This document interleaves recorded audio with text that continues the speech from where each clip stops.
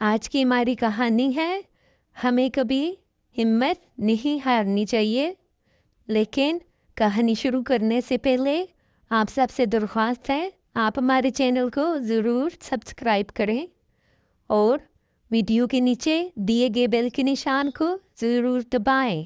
بانو ایک چھوٹی سی گھر میں اپنے بچوں اور میاں کے ساتھ رہتی تھی. وہ بہت غریب تھے.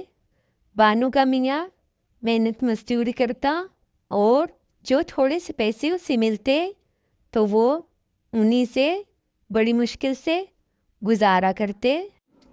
بانو کا میاں بہت محنت کرتا اور اس نے بہت کوشش کی کہ اس کے گھر کے حالات اچھے ہو جائیں، لیکن حالات بہتر نہ ہوئے. پھر اچانک بانو کے میاں کی کسی حادثے میں موت ہو جاتی ہے.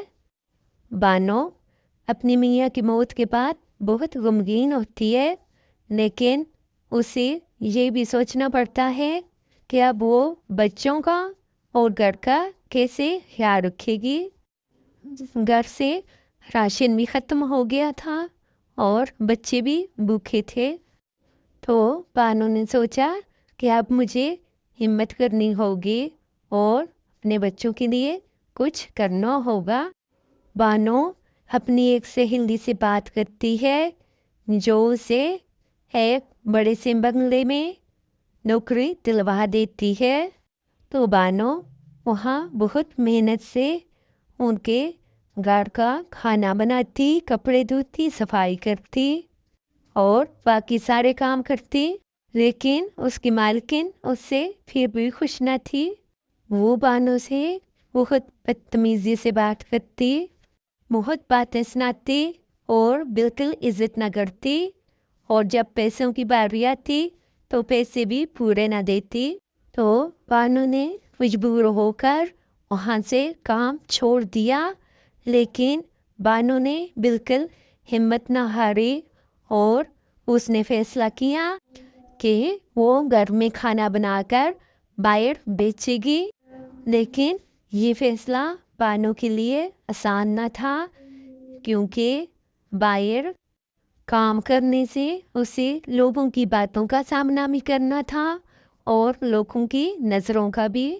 لیکن بانو نے اس کی بالکل پرواہ نہ کی اور بازار سے کچھ سبزیاں خرید لائی اور انہیں پکا کر کچھ روٹیاں بنائیں اور انہیں بیچنے کے لیے باہر چھوٹی سی ریہڑی لگا لی.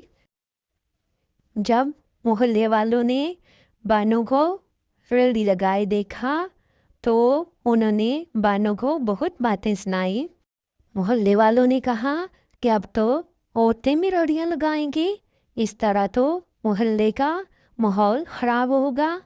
لیکن بانو نے کسی کی باتوں کی پرواہ نہ کی اور چپ چاپ اپنا کام کرتی رہی.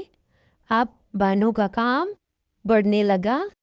بانو کے ہاتھ کا کھانا اتنا مزیدار ہوتا کہ دور دور سے لوگ بانو کے ہاتھ کا پکا کھانا کھانے آتے. اب بانو نے چھوٹی سی ایک دکان خرید لی اور اپنے ساتھ ایک دو ملازم بھی رکھ لیے. اب بانو کے حالات بہت اچھے ہو گئے تھے. جو محلے والے بانو کے اوپر باتیں کرتے تھے اب وہ سب بانو کی مثالیں دینے لگے.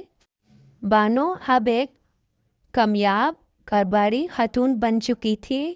اب وہ اور اس کے بچے خوشحال زندگی گزار رہے تھے. اس کہانی سے ہمیں یہ سبق ملتا ہے کہ حالات چاہے جیسے بھی ہوں ہمیں ہمت نہیں ہارنی چاہیے.